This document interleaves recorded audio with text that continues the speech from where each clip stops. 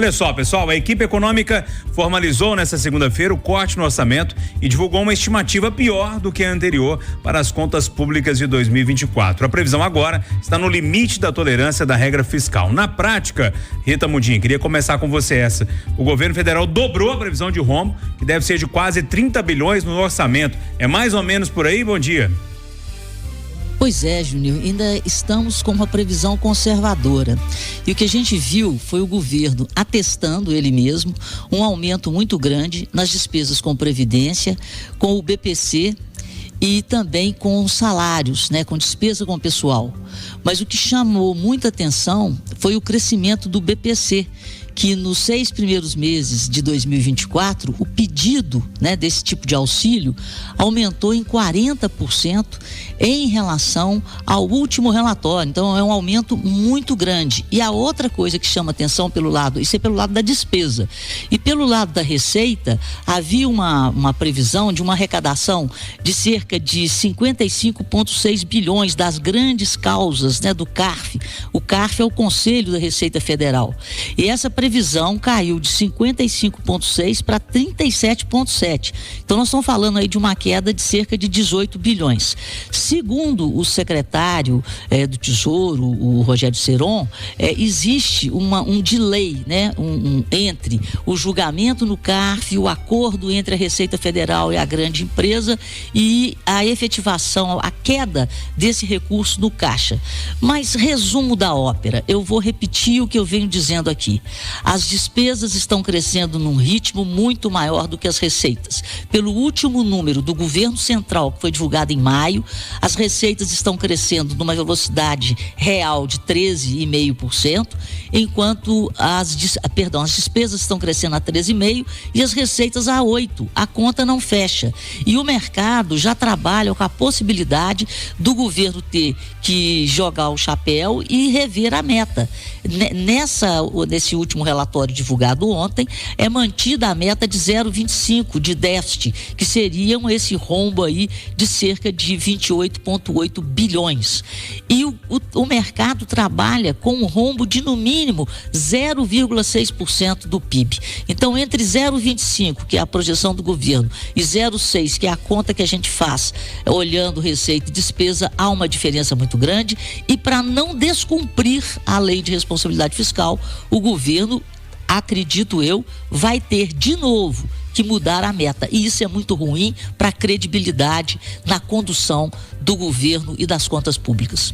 O William Travassos, te dando bom dia, querendo saber essas questões das contas públicas aí. Bom, Júnior, a gente sabia que isso ia acontecer, O governo tem aí o problema da desoneração da folha, ele tem alguns problemas para fechar essa conta. É um governo que desde o início a gente não fala sobre redução de custos e sim ampliação de custos, ampliação de arrecadação. É o modelo de governo que está aí hoje. Mas a gente sabe que não basta você querer fazer alguma coisa, você precisa poder. Eu quero ter um carro zero, lindo, maravilhoso, elétrico, enfim, que voe, mas eu não posso. Então, já que eu não tenho como gastar, eu preciso equalizar essa conta. E nessa matemática, eu não consigo ver o governo tentando fechar isso. É sempre a mesma história. Não, nós vamos acertar, vamos isso, vamos aquilo. A desoneração da importação, da desoneração da taxa da importação e outros mecanismos podem ajudar o governo? Vamos ver. Gente, é uma questão de economia. Eu só posso gastar aquilo que eu tenho. Se eu estou gastando demais, uma hora a conta vai estourar e a gente está vendo isso. Marcelo da Fonseca, bom dia para você. A gente já falava muito dessa questão do corte no orçamento, da gastança e tal. E agora vem essa tentativa de segurar um pouquinho aí. Bom dia. Bom dia, Júnior. Bom dia, amigos do Conversa. Bom dia a todos os ouvintes. Ô, Júnior, eu sou traumatizado. A palavra é traumatizado mesmo com corte de orçamento. E aí a gente pode usar corte, tem presidente que gosta de usar o termo contingenciamento, tem presidente que gosta de usar o termo bloqueio. São todos termos muito chatos, essa discussão sobre orçamento, déficit. Mas então o que isso representa para a população quando fala em corte? Representa adiamento de investimento, representa atraso na obra da BR-381, representa atraso na obra de expansão do metrô, representa atraso na 040, né, em obras de saneamento. E por que eu sou traumatizado com isso? Porque desde que eu comecei no jornalismo, já tem 15 anos, no jornalismo político, eu acompanho muito, né? Chega na hora de elaborar o orçamento, vários deputados anunciam, liga pro repórter que a gente conseguiu incluir 1 bilhão para a BR-381. A gente conseguiu incluir 500 milhões para obra na BR-367, lá no Vale do Jequitinhonha. E aí os deputados mineiros, né? A bancada mineira é muito boa de anunciar a obra. Né? Os deputados ligam, avisam, conseguir emplacar uma emenda com o presidente tal, com o ministério tal. Só que aí depois, quando a gente vai ver a execução do orçamento, a gente vai ver nos cortes. E é impressionante como que o corte no orçamento sempre atinge Minas Gerais. Muito mais do que os outros estados. Isso é uma percepção que eu tenho nesses 15 anos, acompanhando, como que basta o governo anunciar corte, que a gente já pode ficar com a orelha em pé, sabendo que vai vir menos verba para essas obras que a gente espera há tanto tempo. E aí agora, né, o governo federal ainda não detalhou de onde vai tirar esses 15 bilhões. Mas eu aposto que uma grande parte desses 15 bilhões vai sair de obras de infraestrutura. E aí a gente vai acompanhar para saber se as obras de Minas vão ser afetadas ou não. Parece que a bancada mineira, quando é a definição de onde que vai tirar o dinheiro, ela não tem a força que ela deveria, né? Consegue incluir no orçamento, só que aí ao longo do tempo, né? Ao longo do ano esses cortes vão acontecendo e aí isso representa o quê? Representa atraso em Minas Gerais, representa falta de investimento e falta de melhorias para a população. Esse assunto pode parecer um pouco chato, né? De contingenciamento, bloqueio, corte no orçamento, mas na prática ele afeta o dia a dia da população mineira, né? O nosso dia a dia, e é muito triste a gente saber que a gente provavelmente vai estar no alvo aí desse corte. Ô Eduardo Costa, muito legal, o Marcelo conseguiu trazer muito para nossa realidade, para a realidade do ouvinte, né? De quem tá no dia a dia, rodando pela estrada, ou tá esperando uma obra, ou tá esperando um metrô, alguma coisa do tipo, para dizer que, olha, isso pode parecer um assunto muito lá na frente, mas é um assunto que pode afetar a gente aqui no dia a dia. Bom dia para você. Bom dia para todo mundo. Ô Júnior, eu repito aqui no Conversa e Redação, desde o primeiro dia dele, que a grande reforma desse país é a política. Envolvendo como é que você nomeia ministro das altas cortes, uma série de coisas. E a número 2 é a administrativa, são as duas que não saem. Ô Júnior, são quantos ministérios, Marcelo, do Lula? Hoje são 38, né? Poxa, sabe? Ô gente, dada a situação, nós vamos diminuir para 20, nós vamos tirar 18. Você imagina a quantidade de cargo, de gente desses ministérios que viaja, de garçom, de motorista, de carro, de gasolina, imagina.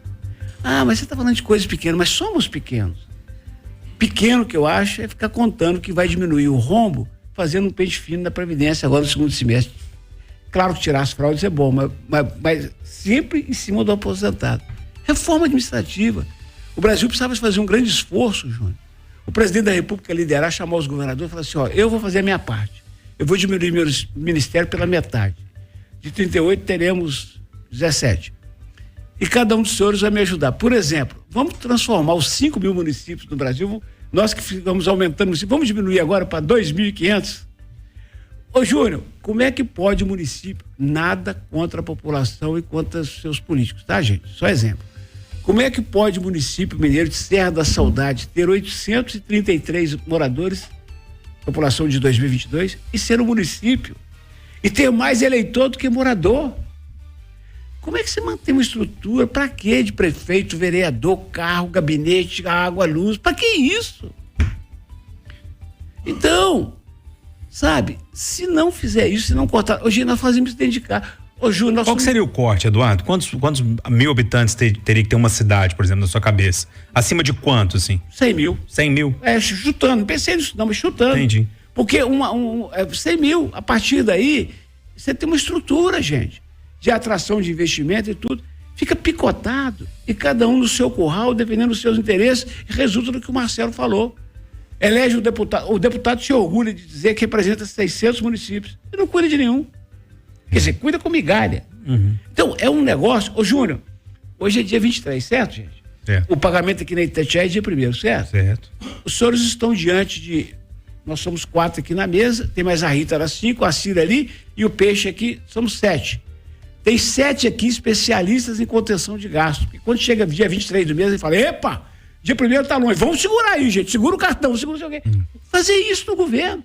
Mas os caras falam em contenção de gastos. Ô, gente, o que eu vou dizer agora não é o Lula, não. O Lula, o Bolsonaro, todos. Contenção de gastos. Aí amanhã vai para a Itália, para reunião do sei o quê, que podia ser evitável também, e leva 400 pessoas e hospeda no hotel de R$100.000 por dia. Então não tem jeito. Ô, Edu, Eu queria completar uma coisinha aqui, Edu, porque a gente está falando muito da presidência, mas a gente tem que chamar o Senado para isso. Vocês lembram da redução da contribuição da Previdência para 17 setores da economia? Sim. A gente estava falando em 15,7 bilhões.